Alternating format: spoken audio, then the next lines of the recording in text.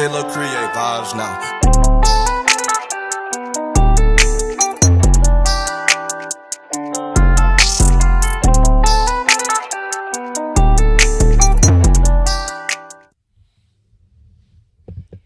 Welcome to another episode of the Get a Love Like Mine podcast. We are your humble hosts. I'm Keisha Amos. This is my beautiful husband, Sam Amos. This is season 4, episode 6. I am so sorry that we missed another episode. However, we have been trying to update our cameras and mics and all that. And so I just wanted to make sure we were bringing a good quality product. Because last time we had the new mics, but it didn't sound right to me. But anyway, we are here. If you're not already following us, make sure to do so on Instagram and Facebook at Get a Love Like Mine podcast. Today we want to talk about gender roles. We've been having a lot of feedback from other couples that we're friends with, of people going through certain things, and I just felt like it would be a good podcast topic. So we want to talk about submission, your definition of submission. And I probably will just go first. So to me, you hear this all the time of people saying the wife is supposed to submit to the husband. The husband is supposed to be the head of the household. And a lot of times you just don't see that in real life. But to me, submission is kind of along the same lines of respect. Like, if you respect your husband, you respect him as a man, that to me is equal to submission. That means you're not, raising up on him, trying to fight him, or call him out of his name, or, any of those things. You really respect your husband, respect his authority as a man, as a father, as a husband. And it doesn't necessarily mean, to me, whatever he say goes. It doesn't necessarily mean whatever decisions are being made in your household, he gets the final say. But if we've put in the effort to have a conversation about, I'll just use an example of what school the kids are going to go to. Whether they're going to go to public or private school, I use that as an example. If we've had a meaningful conversation about it, and then we decided that the child is going to go to private school, I would let my husband be the one to say, we've decided you're going to go to private school. To me, that is just a level of respect that on the outside looking in, it would look like he's the one who made the decision, but we did discuss it. It's not like it's a dictatorship. But to me, that is what submission looks like. Just respect. Respecting your husband, not making decisions for him, or putting him down in any type of way, acting like you run things and he doesn't have any say. That to me is not submission. So what about you? Submission, the word really comes from the Bible, biblical days, and like not a lot, but some things biblically have become lost in today's society. Mm-hmm. Like, it's not really, I don't say it's not necessary. The whole purpose of it even being put in the Bible was so that there would be structure in the house. Mm-hmm. So you've heard the term, excuse me, too many chiefs and not enough Indians. Well, that really was along the lines of what submission was about, so that we don't have both of us bumping heads trying to be the leader. Mm-hmm. So, like you say, in today's society, it's more about respect. It's really a better replacement word for the word submission. So, respect is real big for men. That's in the Bible also. Mm-hmm. Like it says that women need love more than men do, but men need to be respected. Mm-hmm. So anyway, before we stray away from the topic, so in today's society, submission, it's kind of a bad word almost. No one, especially coming from being a single parent, likes to deal with that word when it comes to a marriage or relationship. But like in our relationship, we base our marriage a lot on we are one. Mm-hmm. So that, just like you say, a lot of things, all of our decisions are discussed, and we come to a conclusion or a remedy to fix whatever it is we're discussing. So the purpose of the function side of it is that we don't want the man to think just because, and I think a lot of women look at the word submission in this way, that it's making the man seem like he's superior. Mm-hmm. Well, that's not what this is about. The Bible doesn't say that the man is going to be superior because of the function of the family. But what it's saying is that when God made woman, he took her from the man's side, Mm-hmm. which means he's not meant to walk in front of her, but he's not meant to walk behind her either. Mm-hmm. He wants you to walk side by side so that y'all can be one like Christ was with the church.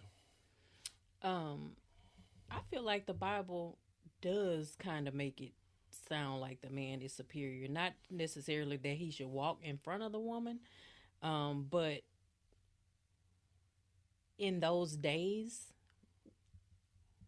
the woman went from her father running the household to her father Passing her. giving her away, literally giving dowries to the man. He'll take my wife, take my child, and then the husband would take care of her. And she wasn't working outside of the home. She was basically a homemaker and a caretaker for the children. She kept the house in order. But to me, it seemed more superior. So to say to her, submit to your husband, I don't know. That's just how I look at it. But these days, women are working outside of the home. Women are, some making more money than the men. So they work longer hours. So the man is home more than the woman is. And it just kind of gets convoluted, which is why I say I equate submission with respect. It's not necessarily that I need you to take care of me. I love you as my husband and I respect you as my husband, but I was running my household before you came. So it's almost like the man, biblically, the man is supposed to basically run the household. He's supposed to be the leader of the household. But when you get a situation where, for me, I'll just speak on my own personal situation. I divorced my first husband when my daughter, I don't even think she was 2. And so I was a single mom for almost 10 years before you and I got married. And before I married my first husband, I had lived on my own for 5 years. So that's 15 years of me being the head of my own household. And the last 10, not only was I taking care of the household, working outside of the household, taking care of the kids. I mean, well, I only had one, but when you're in that situation, it's hard to accept a man in that's gonna now be the head of your household. You know what I mean? So to me, yes, I respect you. I love you. I'm grateful that you're here, but that's a big change to go from I've been doing it on my own to now you're running things. And I guess that's one of those things you have to discuss prior to getting married or getting in a relationship, what you think your role should be. I think, like you say, if you plan to get married, Mm-hmm. and if you have kids, these are definitely things that you need to discuss going down that road. Like, you don't want these red flags to pop up after and then have to deal with them after you've gotten married. So, let's say you're both single and engaged or whatever it is. It would be a great time to discuss gender roles. Like, that would be a great session for marriage counseling because, again, you've been doing things your way, which women now, sometimes you got to be the head of the house, you got to be the mom and the dad, dads disappear, whatever the deal is. And then here comes this pretty much culture change.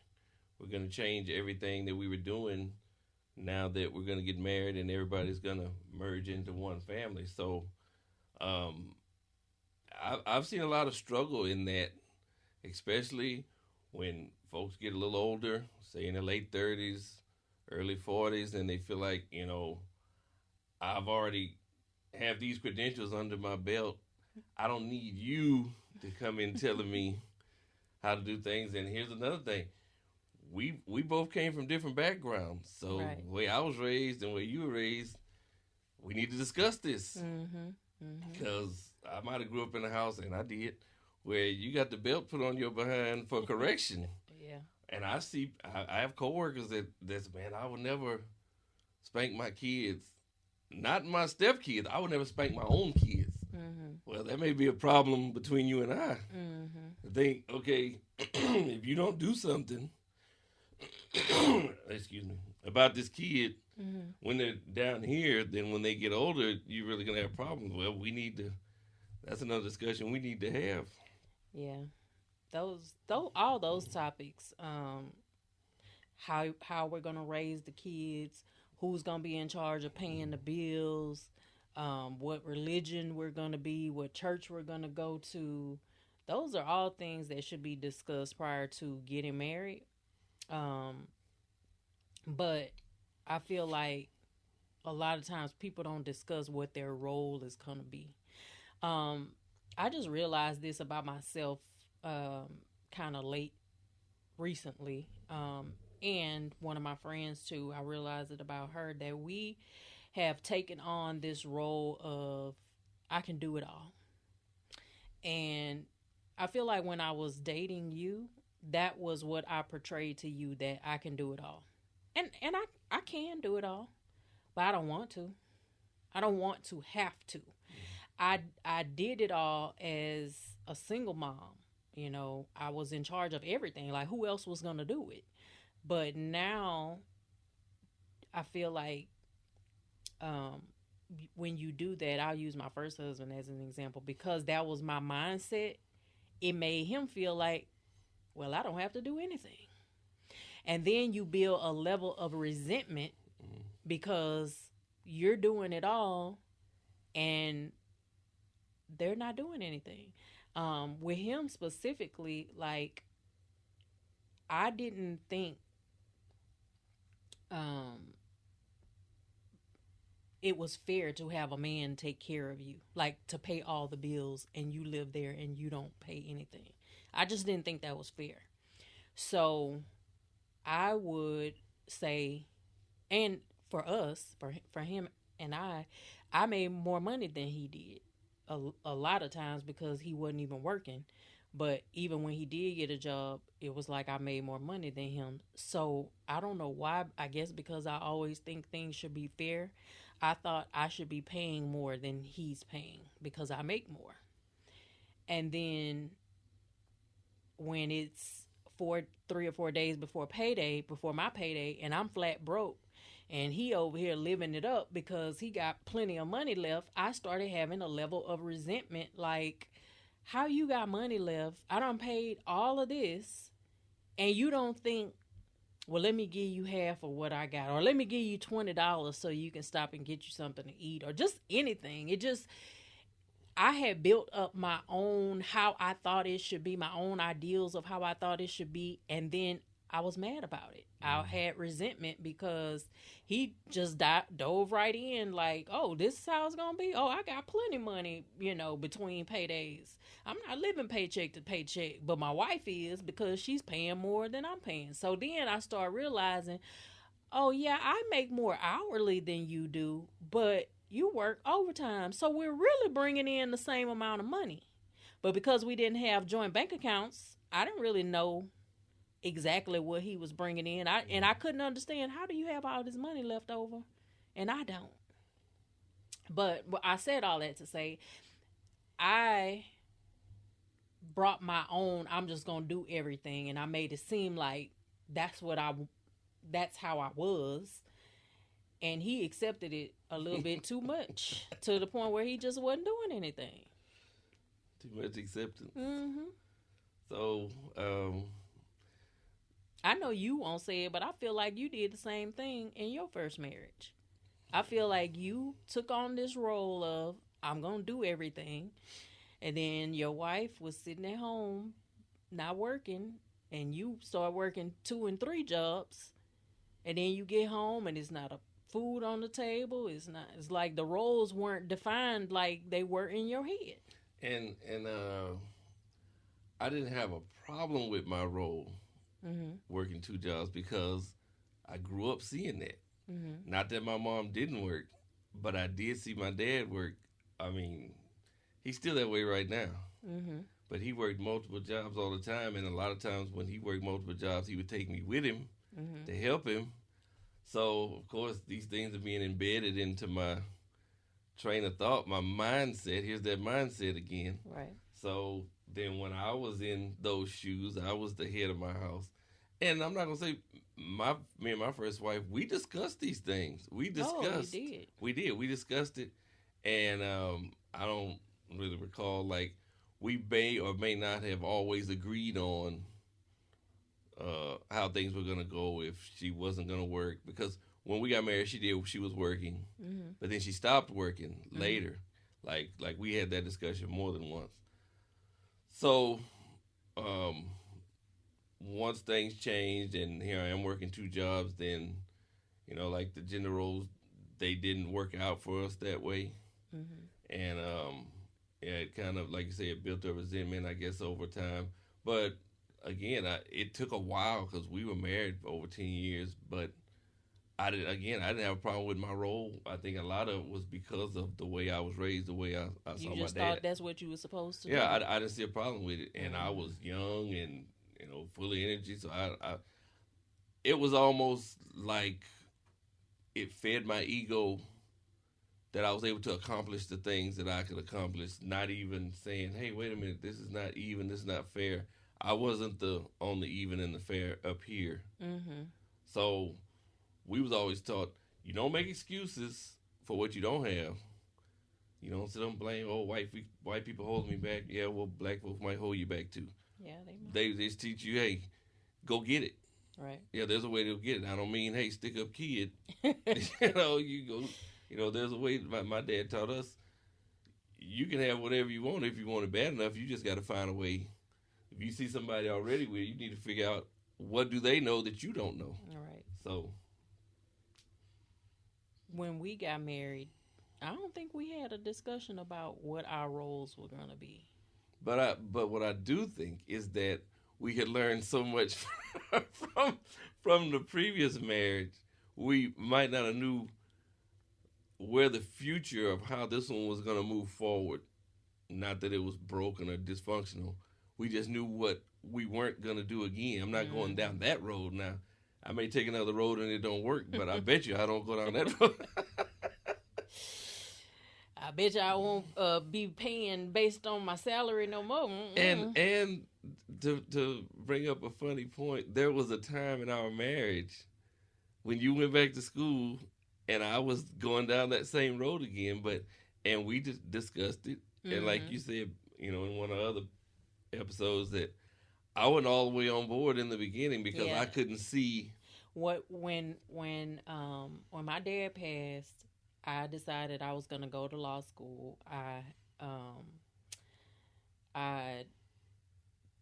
took my LSAT. I applied to law school. I got accepted. And in the acceptance letter, I'll never forget, I checked the mailbox. It was our anniversary, March 5th. That's when I got the acceptance letter out of the mailbox. And it said as a first year law student, you cannot work. School is a full time thing. According to the American Bar Association, you cannot work that first year. And so we were laying in a bed, and my mind is spinning at all times. So I'm sitting here thinking, there's a lot of lawyers in the world. Like, clearly somebody had to have been married, have a family. Like, how do these people survive if they cannot work? I start Googling, like, how do you make money if you can? How do you live? Good old Google. Huh? Good old Google. How do you live if you can't work? Like, and can I get public assistance? My husband makes a good living. Like, they're probably not going to give me food stamps. Like, I didn't know what to do. And then the first couple of articles I read, they were like, you get student loans. Your student loans will be enough for you to live off of if you living right within your means. So, I'm telling my husband this, and my husband is not enthusiastic about it at all. But in my mind, I'm thinking, okay, it's just 3 years. And then I could be making a whole lot more money than either one of us ever dreamed. You might be able to retire early and not work at all, and based on my income. So I had to look at it that way. But you clearly, it was all over your face that you were like, I don't know. Like, this is not what I signed up for. I just went through this with another wife, and like, but yeah, it was hard for me to see. But God worked it out. Like, he literally, I ain't got to tell y'all all our financial business, but he made a way. Like, early on, like first month of law school, a storm hit that didn't touch our house in any way. We didn't have any repairs or anything that we needed to be made, but the city was giving away food stamps. They was giving it to anybody. So we was able to come up on that because I wasn't working. Our mortgage company was like, oh, don't worry about the mortgage. I mean, it was just so many things, so many blessings that came out of that kind of sustained us. And then I graduated early, so it wasn't even the whole 3 years. So I think he led me to it, and he led me through it. I'll put it that way. He led us through it. But like we were saying, I don't think we discussed what our roles would be, but we knew what we didn't want from the other one. I knew that. I might not have known specifically what characteristics I wanted in a husband, but my first marriage definitely taught me what I didn't want in a husband. But I still kind of saw my role as a wife the same. A lot of people, they get divorced and they say, first thing they say is, I'm never getting married again. And then they say, well, I'm not going to be the same kind of wife I was in this marriage that I was in that marriage. But to me, my role as a wife, I didn't see a problem with my role as a wife. It worked. It worked. I had seen my mom when she was married to my dad be like a homemaker. So she did all the cooking, the cleaning, and the taking care of the kids. So I thought that was going to be my role. My role is going to be to cook and clean and take care of the kids. But after going to law school and starting my own law firm, I don't have time to do all of those things. I mean, I have to prioritize. And I went to this meeting a few months back with a whole group of female lawyers. I think I told y'all about the second meeting where we had that tea party. But the first time when I went, there was this judge, and they were talking about, they were, kind of opening the floor to questions. And I was at that time really struggling with work-life balance. And I asked, how do you achieve that? And the judge said that was a myth. Work-life balance is a myth. She said that she looks at it like pots on the stove. Sometimes you have to tend to put things on the front burner and other things go on the back burner. But you're at all times moving pots around on the stove because sometimes some things take priority over others. I try to always make sure that my husband is a priority no matter what. And my kids, I have so much help with my kids. I'm not going to say that they're a priority, but I have help. I don't need no help with my husband. I don't need nobody to step in and do nothing for my husband. So y'all, don't get me started. I don't need no help. But for my kids, sometimes like if one of my kids gets sick at school, and the nurse calls, I don't want to have to leave work, especially if my mom is right around the corner from the school. Like, can you go pick him up and get him some soup, or let him just lay in his bed or whatever.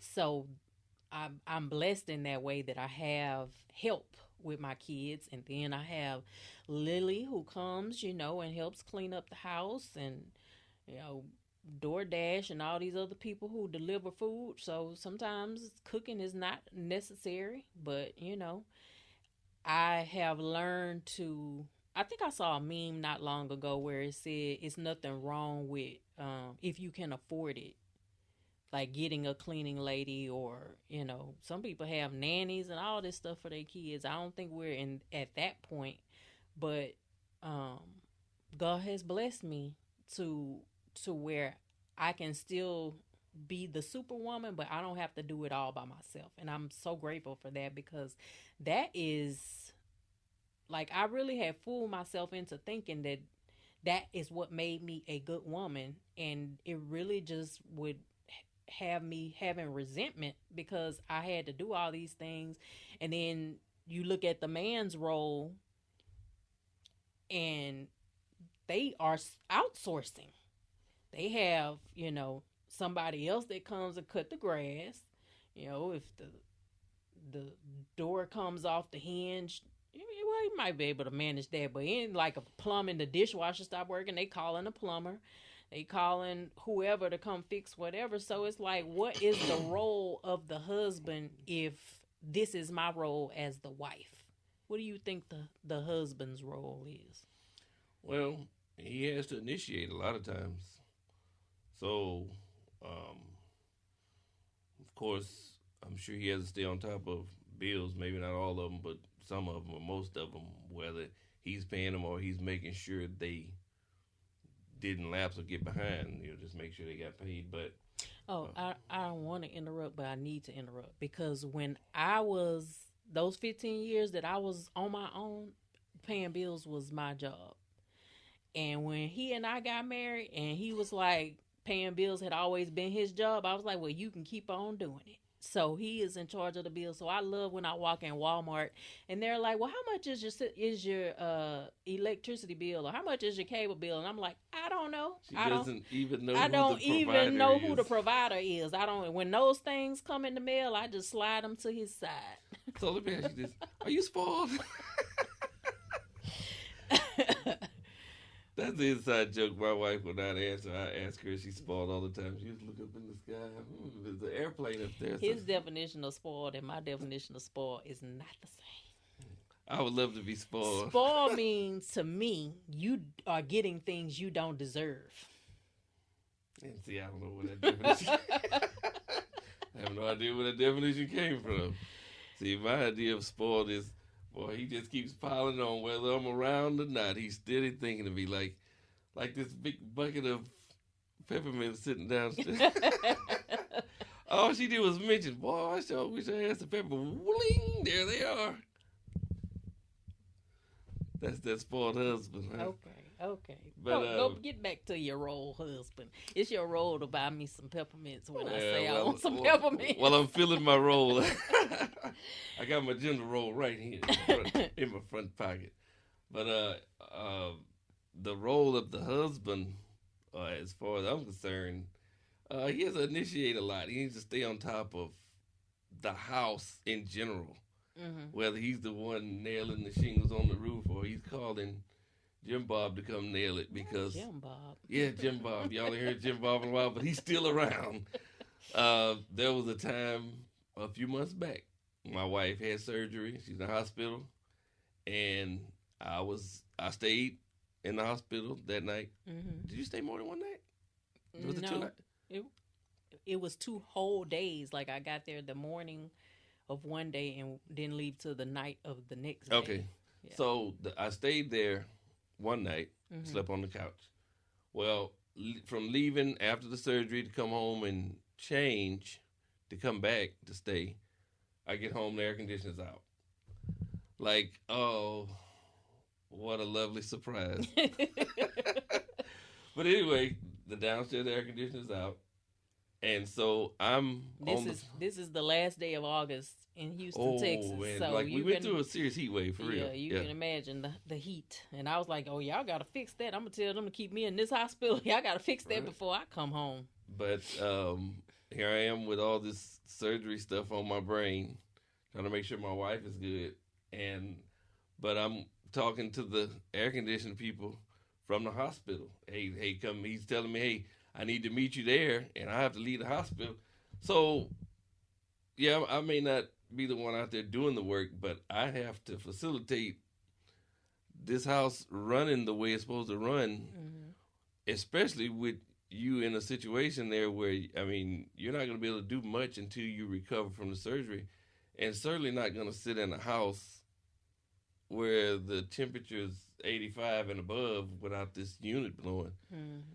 So, I mean, it's a struggle. It's a juggle. You got to juggle all the time, but that's just what it takes.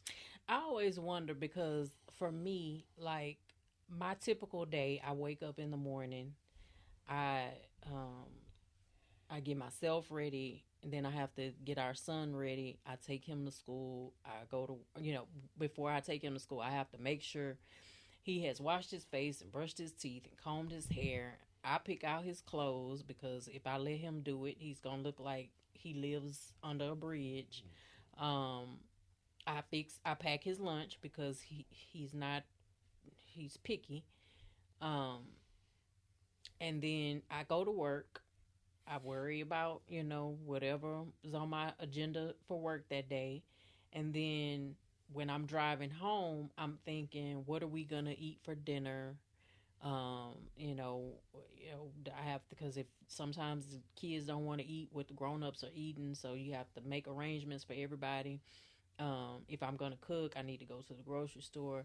It's just a constant level of facilitating, as you say.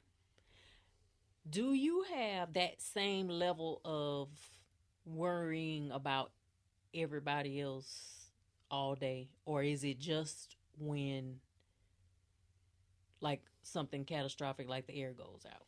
Like on a daily basis, are you worried about are we gonna do this, are we gonna do that, or whatever? I do, because on a daily basis things around this house either run out, paper towels, toilet paper, bottled water. There's things that have to constantly be supplied or replenished on top of whatever might break down.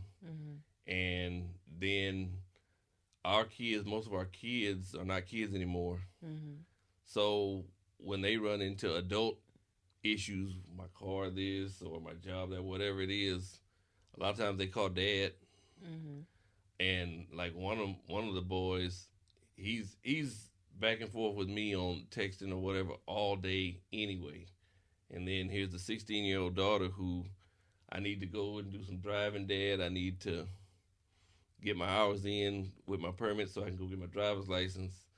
And then there's this car that we're trying to get together for her, and it was just completely running the ground. It need tires and all these things are the things like get the kid ready for school and his clothes and dinner later on. Those are my things, like your daily routine that just infiltrates your brain. Like when you become a parent or spouse or whatever it is, you'll realize how much of your life is not about you.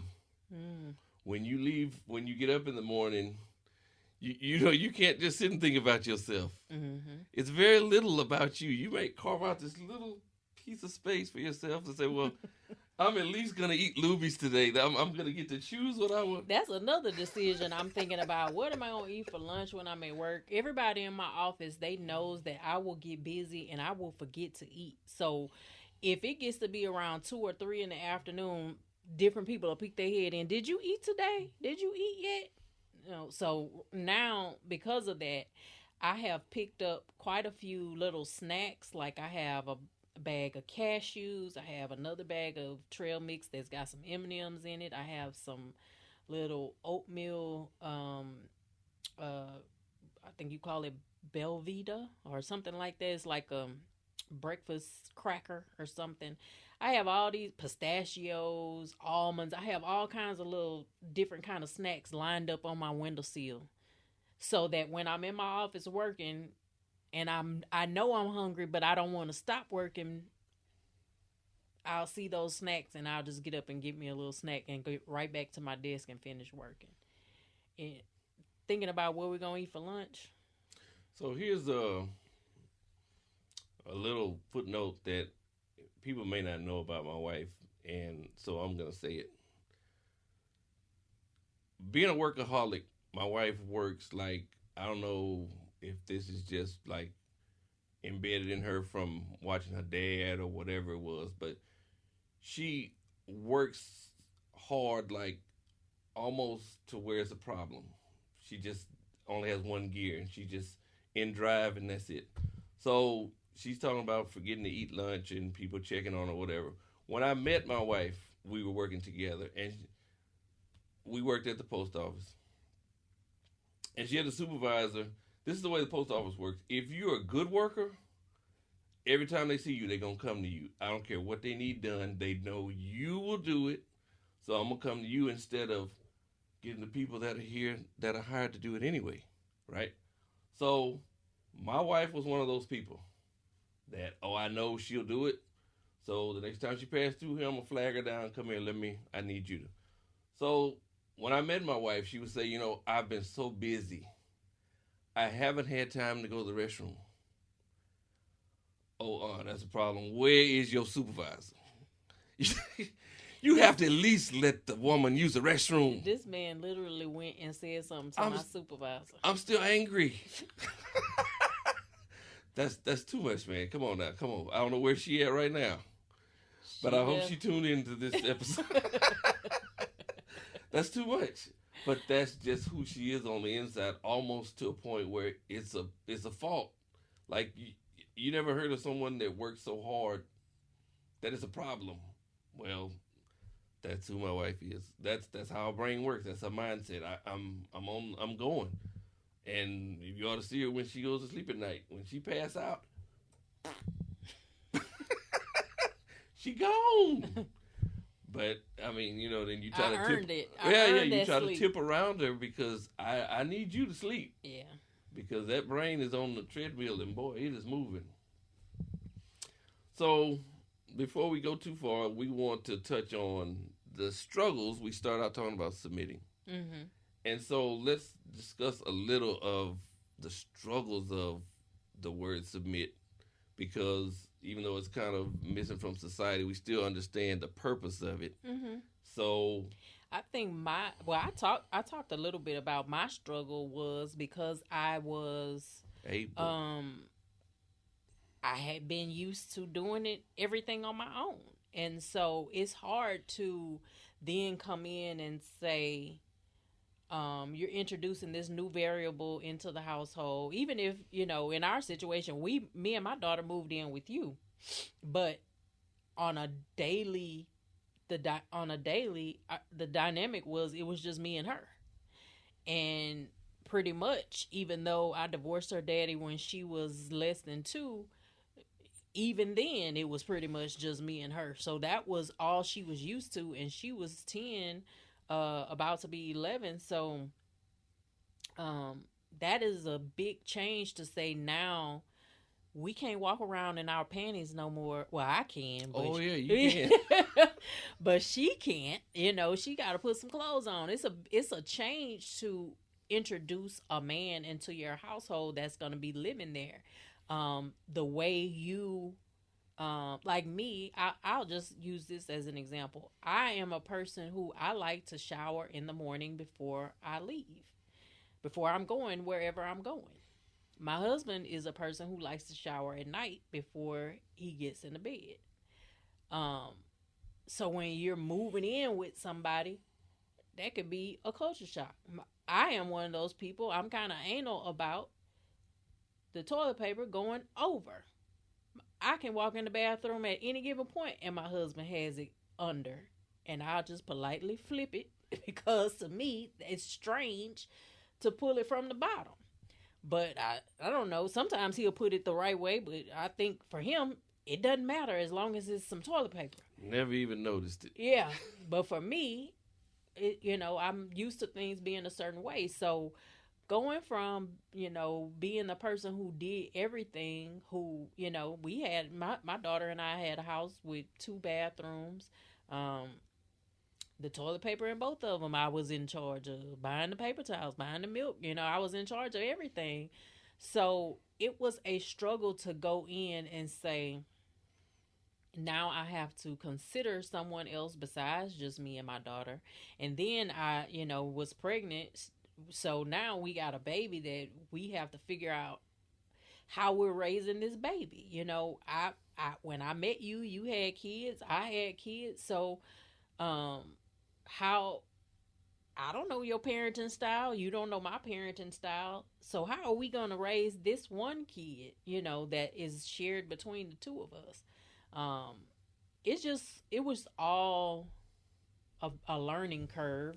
Because like I said, I don't think we really discussed how it was going to be.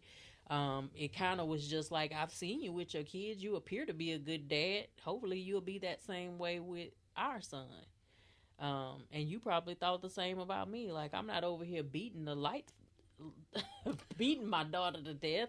She look healthy. She look like she haven't missed a meal. So you must be doing something right. I think, dating, a lot of that is maybe not discussed, but it's observed. That's where you learn that type of stuff where, hopefully you weren't dating someone and they were, the kid get a B as opposed to A on an assignment. You didn't lock them out of the house when it was raining. And hey, I bet you'll get that A up next time. I bet you'll do it right next time. But that was the biggest change for me as far as submitting to you was getting out of it's all on me mode, because it literally had been all on me for years. And then the biggest thing I had with my first husband was every man does not know how to be the head of a household. Every man does not know how to lead. And sometimes when you get with a man who, doesn't know how to lead, it's hard to submit to that person. My first husband had never lived on his own. He had never had his own spot. But I had, like I said, I had lived on my own for 5 years before he and I got together, or before we got married. But he moved out of his mama's house in with me. I mean, we moved in together. So, deciding who was going to pay the bills, I ain't have no choice. He didn't know nothing about having the lights turned on or, having to pay those bills. I think the only bill he probably was used to paying was his cell phone bill. But sometimes a lot of us, and I can't look down at anybody who does it because I definitely have done it. A lot of us date guys who we think have the potential to become someone that we would want to be our husbands. But when we get with them, they don't, potential is sometimes a myth. You have kind of gaslighted yourself into thinking they have potential, but they really have shown you who they are and what they're capable of. So I think sometimes men, and you see men that are older in their 40s and 50s that don't know how to be the head of a household. Or, they have these antiquated ways of thinking what the woman's role is. And, I can be all those things. I could be, the wife that stays home and takes care of the home and does all that. But we can't do that if you are working at Burger King. Like, how we gonna live? We can't live on one salary. So you can't look at me and think I'm the only person that can cook. You can cook too. So, keeping with speaking about the struggle. Now you spoke of the struggle because of the single parenthood, and you had to be the husband and the wife, and you only. So men, me, I'm gonna speak on the men because I'm a man. Yeah, that's it. So, like you said, not all men are equipped to lead, and men shouldn't get married if you're not able to lead. See, you can't expect your wife or significant other to submit if she's not going to follow if you don't give her something to follow. So if you don't know what you're doing, maybe y'all are just better off dating. And these are all the things that you need to figure out. And when I say you, I mean both parties. These are things you need to figure out while you're dating, not after you get married, and figure out, wait a minute, this guy, I remember he done changed the cell phone number 7 or 8 times, and he can't remember to pay his phone bill. Like, okay, I use that as it's kind of a goofy example, but my whole point is red flags. Yes. I watched, y'all know I love a good documentary. I watched a documentary today on Netflix called Bad Doctor, or Bad Surgeon. That's what it's called, Bad Surgeon, on Netflix, if you haven't watched it. Oh my God, it was a reporter. So, if you become a journalist, you have gone through some type of schooling. So she wasn't a dumb woman. She was a journalist for, I forget what publication it was, but she was doing a story on this doctor in some kind of way, ended up falling in love with him, and they were in this whirlwind relationship for, did she say 2 years or 5 years? That I don't remember. It was more than 2 years, and then he proposed, and they were getting married. This man had convinced her that the Pope was going to perform their marriage. And, I mean, the story plays out as 3 episodes. By the 3rd episode, you find out that this man is married. So I'm like, you've been dating this man all this time, going on all these trips, doing all these things, and you never even been to his house? The one day she got suspicious about something, so she flew to where he lived. They lived in 2 different countries. He lived in Italy. She lived here in New York. So her and her 2 girlfriends, you got to have some ride or dies that's going to ride with you to go do something. So they went on a stakeout and went to this man's house. He had told her that he was out of the country. So she thought she was going to be able to just go in his house and look around and see what she was going to see. But when they got there, he was there with his wife and kids. And so, of course, she's upset by it. But I'm like, how did you go all this time without y'all? I mean, they have been everywhere. London, England, Paris, wherever. They had been all over the world, and she had never been to his house. Like, what type of red flag does it take? See, it's like she didn't need the red flag. She needs somebody to hit her with the pole of the flag. Wow. Well, he hit her with it when her friend went and knocked on that door, and he answered the door with his wife and kids there. But yeah, red flags are a big thing to notice. But a lot of times when we're in love, we don't see them. I definitely had red flags in my first marriage. I definitely did. You have to remember though, you were young. You weren't as seasoned, and as he learned me. Yeah, when you get older, you learn, things to look for, and when you can look back. So as long as you learn from it, I'm not gonna say there's no such thing as a bad relationship, because it is. Oh yeah. But as long as you learn from it, and move on. Mm-hmm. Don't harp on the past, because you can't change nothing behind you. All you can do is try to set yourself up for what's in front of you. Yeah. So you have an Ask the Amoses? I do have an Ask the Amoses. Let's see.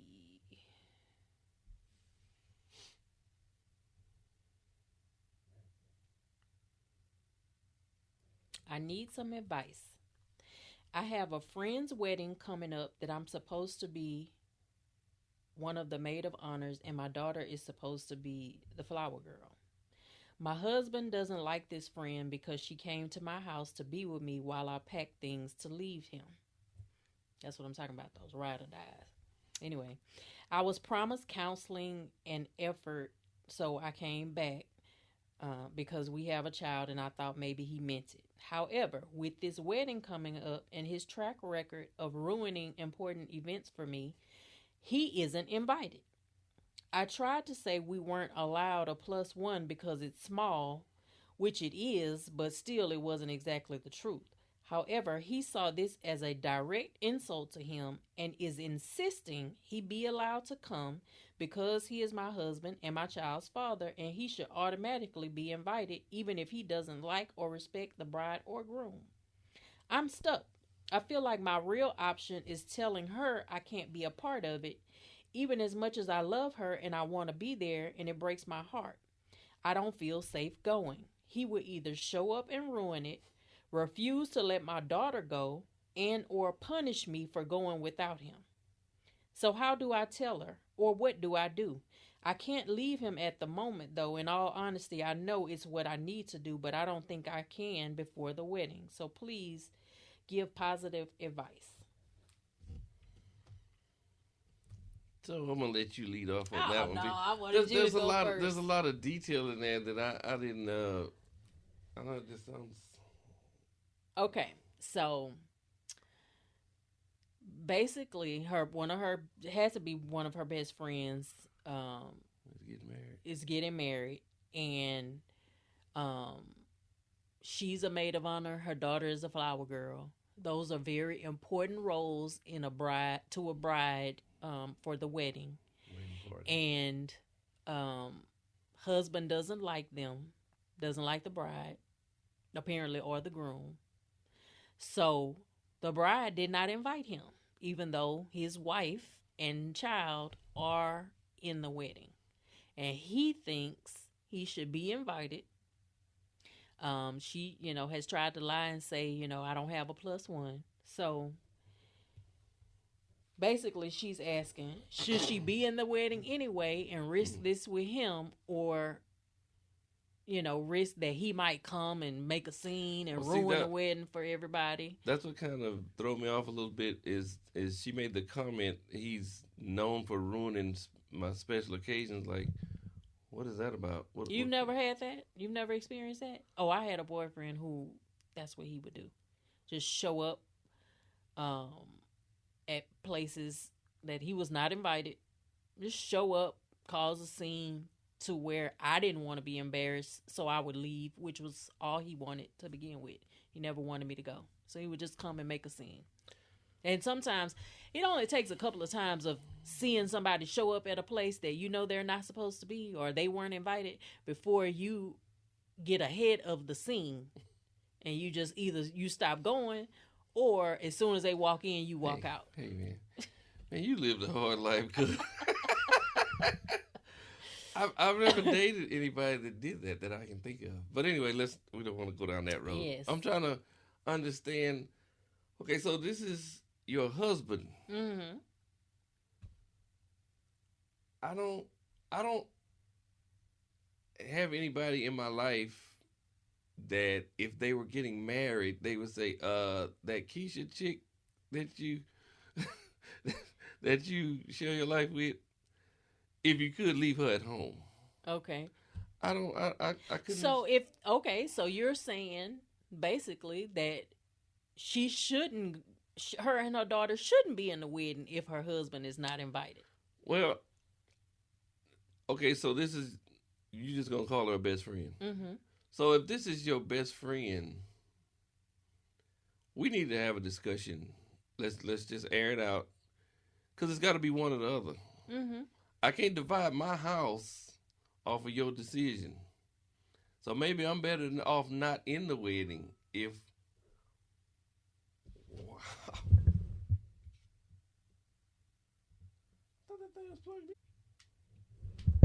So I'm sorry about that, guys. We had a little technical difficulty on the new stuff. So do you remember what you were saying?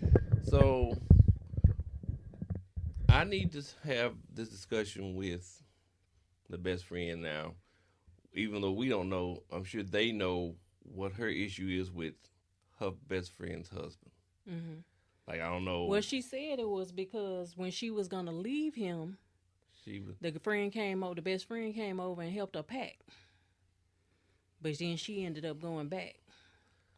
So now he got beef with her. And I can understand his train of thought, so to speak. You know, she may not be your most popular person on the list, but if it's me, I don't want to go to that wedding anyway if I feel that way about you. Right? Right. Why is he? I guess he just feels disrespected because he wasn't invited, but I'm not. You're not going to have to. You're probably going to have to beg me to go. You know how I am. You don't have to say, hey, you're not invited, because you already know I don't want to go. Right. Now, why he just is determined to go and you don't like this chick, that don't make sense to me. But I guess, you know, if it's, I feel disrespected or I'm being controlling, I don't want you to go now. Or wait, okay, you can go, but you better leave my daughter here. So she needs to have this discussion with who invited her to the wedding, the best friend who has her as part of the wedding party, because let's not forget, even though you may not like my husband, me and my husband are one. So you're cutting us right down the middle here at your function. So maybe it's not in the best interest of my household for me to be a part of, you know, maybe I can come and sit in the audience or whatever. As a guest. Right. You know, but I can't have dissension in my house because the two of y'all don't like each other and he and I are supposed to be one. I get that. That's a tough situation. Because for me, I'm kind of like you in that if my husband is not invited, then clearly I'm not either. But this goes to, you know, we had a talk about this once before about not talking down on your spouse to other people. And clearly she has talked down on her husband so much to the best friend, to the point where the best friend is not inviting him. So it's almost like she is the one being two-faced, really. Because if I have a friend that doesn't like my husband, that's not a friend that I'm going to be discussing my husband with. It's almost like if I know you don't like, I'll reverse it. If I know you don't like one of my girlfriends specifically, but she's my friend and, you know, I want to be a part of her life. I want her to be a part of my life. And I actually want you and her to get along. I'm not going to be coming back telling you things that will make you not like her more. I'm going to do my best to try to facilitate a peace treaty between the two of you so that at some point we can all be in the room together and I don't have to feel like I'm in the middle. But to me, this young lady sounds like she just, even in the message saying, I know I should leave him. That's what you're telling your best friend. And that's why your best friend don't want him there. And how is that best friend going to ever respect him based off of those negative things that you're saying about him to her? Right. Yeah. So if you're telling your best friend that you should leave him and don't want to be with him, you can't really fault her for saying, well, I don't want him at my wedding. I don't even want him in the wedding pictures if he's not going to be around much longer. But then you playing this role with your husband like it's on her. Yeah. But really, you initiated you're the this, one. Right. So my advice would be to, like you said, you're going to have to choose. You're going to have to decide. You're either going to break your best friend's heart by, you know, removing you and your daughter from the wedding party so that you can have peace at home, or you're going to have to tell your husband, look, I'm going to the wedding. I don't want to be with you no more. You're not invited. You know, we can figure out how we're going to separate or whatever, but you're going to have to take a stand and choose one way or the other and stand on business. That's the new thing they're saying. Stand on business, whatever it is, whatever side you choose, that's what you're going to have to do. Anyway, if you guys want advice or have a question that you want us to discuss, a topic you want us to discuss, please send us an email at getalovelikemindepodcast@gmail.com and put Ask the Amoses in the subject line, and we will be sure to discuss your topic. You have anything else? That's it. All right. Happy Sunday.